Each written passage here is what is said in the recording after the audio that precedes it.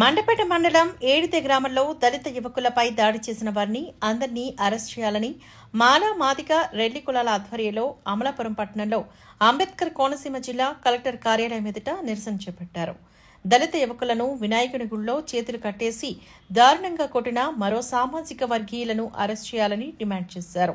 ఏ party అధికారంలోకి వస్తే ఆ పార్టీలో ఉన్న కుల నాయకులు దాడులు చేస్తున్నారని ఆరోపించారు. కూటమి ప్రభుత్వంలో దళితుల మీద ఎవరైనా అధికార నాయకులు పాల్పడితే వెంటనే పార్టీ నుంచి సస్పెండ్ చేయాలని హెచ్చరించారు. డిసెంబర్ 10వ తారీఖులోపు అరెస్ట్ చేయకపోతే మాలా మాదిగ రెల్లి కులాల ఆధ్వర్యంలో ఉద్యమం చేపడతామని తెలిపారు. అట్రాసిటీకి పాల్పడిన దోషులు వెంటనే అట్రాసిటీకి పాల్పడిన దోషులు వెంటనే అరెస్ట్ చేయాలి. అట్రాసిటీకి పాల్పడిన దోషులు వెంటనే న్యాయం చేయాలి. దళితులకు వెంటనే న్యాయం చేయాలి. దళితులకు వెంటనే అరెస్ట్ చేయాలి. అట్రాసిటీకి పాల్పడిన దోషులు వెంటనే. వెంటపల్లి జాన్మత్ రాష్ట్ర మాల మహానాడు అధ్యక్షులు. మరి దీపావళి రోజు సంతోషంగా ఉండవలసినటువంటి రోజు. మరి అదే రోజు దళిత యువకుల్ని ముగ్గురు కుర్రాళ్ళని కాపు వర్గీయులైనటువంటి ఏడిది గ్రామస్తులు ఒక మోటార్ సైకిల్ మీద ఒక ట్యాంక్ కనబడినందుకు వాళ్ళని తీసుకెళ్లి చాలా దారుణంగా బట్టలు ఇప్పి ఒక పవిత్రమైన గుళ్ళో పెట్టి కొట్టి చంపేద్దామన్నటువంటి ఉద్దేశం మీద వాళ్ళు పెట్టడం జరిగింది. అయితే పోలీసు వారు కూడా మాకు పూర్తిగా సహకరించలేదు, సరైన సెక్షన్ వేయలేదు. మరి ఈ రోజు 10 మంది కదా 15 మంది ఇంకా 5 బయట తిరుగుతున్నారు.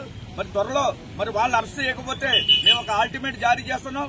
రేపు 10వ తారీఖు డిసెంబర్ 10వ తారీఖు అరెస్ట్ చూపించకపోతే రాష్ట్ర వ్యాప్తంగా మాలా మాదిగి రెల్లి అందరూ కలిపి కూడా మండపేటలో పిలుపునిస్తామని చెప్పేసి అలో మాలా అలో మాదిగా అల్లో చేలో అని మేము కార్యక్రమాలు చేపడతామని చెప్పేసి మేము తెలియజేస్తున్నాం.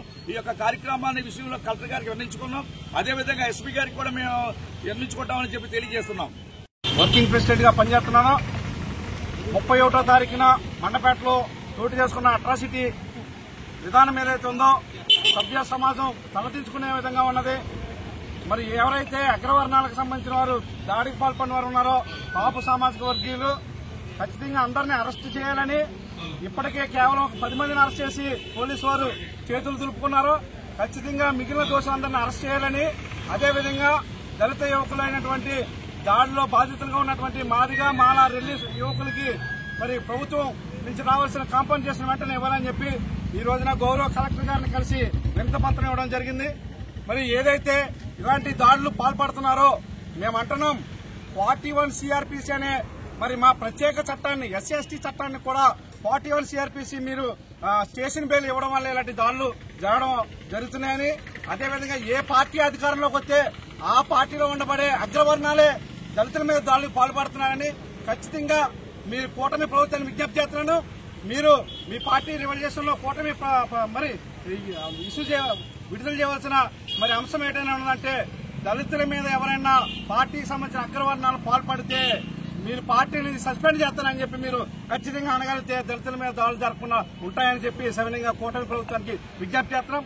అదేవిధంగా మరి ప్రభుత్వానికి కూడా 41 సిఆర్పిసిని ఎత్తేయాలని చెప్పి ప్రత్యేక చట్టంగా ఎస్సీ చట్టాన్ని చూడవలసిన అవసరం ఉందని చెప్పి మేము ఎన్ని సంఘటనలు జరిగినప్పుడు నాయకులంతా వేదిక మీదకి వచ్చి మా గొంతిప్పి మేము మాట్లాడుతున్నా కానీ మాకు ఈ కష్టాలు మాకు ఈ బాధలు పోవాలంటే ఖచ్చితంగా అగ్రవర్ణ రాజకీయ పార్టీల్లో దళితుల మీద దాడులు పాల్పడితే మేము సస్పెండ్ చేస్తామని ఒక ఆలోచనతో మీరు ముందుకెళ్లవలసిన అవసరం ఉందని, అదేవిధంగా రాష్ట్ర కేంద్ర ప్రభుత్వాలు 41 సిఆర్పిసి ఎస్సీకి చెల్లదని చెప్పి మీరు ఒక రెవల్యూషన్ కూడా మరి అసెంబ్లీలో పాస్ చేయాల్సిన అవసరం ఉన్నదని చెప్పి సైనిక విజ్ఞప్తి చేస్తున్నారు.